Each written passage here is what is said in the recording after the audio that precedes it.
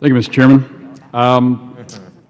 It's interesting. I had a meeting the other day with the CEO of a large company that buys a lot of large items like airplanes, train cars, heavy equipment.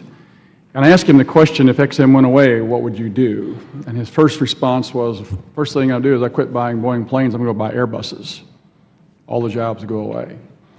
You know, Boeing isn't a manufacturing company.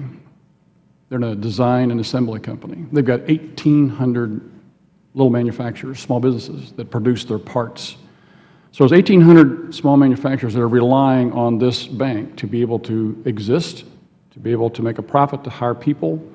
I think your numbers, Mr. Hochberg, indicated a minute ago, 160,000 plus was created recently, the last year or so.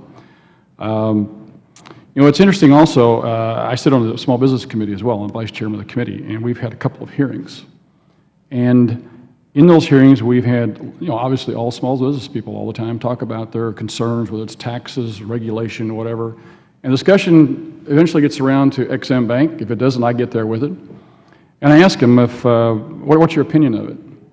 And every single one, not one time in the committee hearings that we've had, has there been one person said we don't need it. Every single one says we need it. It's important. We have to compete. So I guess my first question to you, sir, would be, do you have any idea of all the other suppliers that are affected by, I think the number of small businesses that you loan to directly is like 3,400, but an instance, if you have Boeing with 1,800, how many other small businesses do you have it calculated that are affected by your bank? It's hard to get a precise number of the small business in the supply chain, but as you mentioned, I visited a company called LMI that's a Boeing supplier in Missouri. Visited a company called Tomco that supplies GE with fire suppression that's used in their power plants they export overseas. So over and over again, the company that Congressman Beatty referred to is sells replacement parts for Boeing aircraft overseas to airlines in sub-Saharan Africa. So there are many small businesses, both direct and indirect. The indirect are, like in a campaign, who provides the catering and the yard signs and the printing. Those are indirect beneficiaries. They may not, and in the same way we have, Boeing has 15,000 suppliers. I understand about 6,000 are small businesses.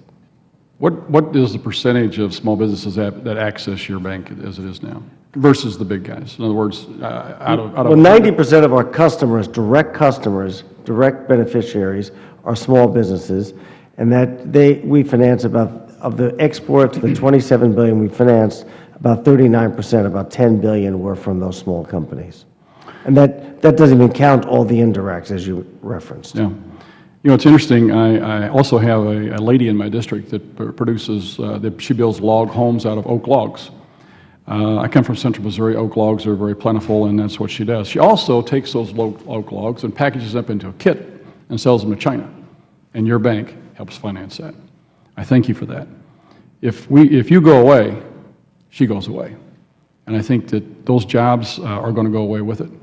You know, one of the arguments that seems to be out there that these jobs will all find someplace else to go. I think my first example was, no, they're not. They're going to go to France to buy Airbuses.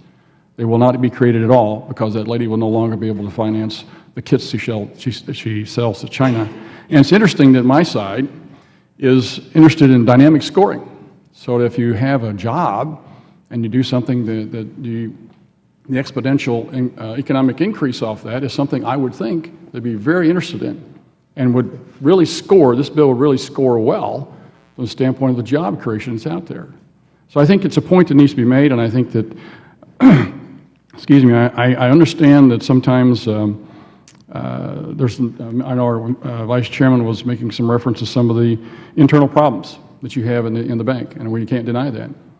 But I think that if we're going to throw the baby out with the bathwater, you never go out and you don't throw away the whole police department if there's problems within the police department. You clean it up. You make it better. I think that's the responsibility of Congress.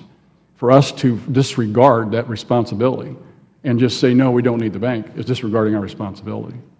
It's also interesting to me that I've heard the words level playing field for our companies, creating jobs, must be able to compete with China. If we don't, they're going to fill the void, which sounds like some of the rhetoric that I use when I try to defend XM Bank, yet that's the same rhetoric that my colleagues use to support the TPA. and going with the trade agreement and the Trans-Pacific Trade Agreement. So, and yet they're going to vote against versus for, and I really fail to see the situation here. But I see I'm over my time, and I appreciate the opportunity to voice a few concerns, and I yield back to the chairman.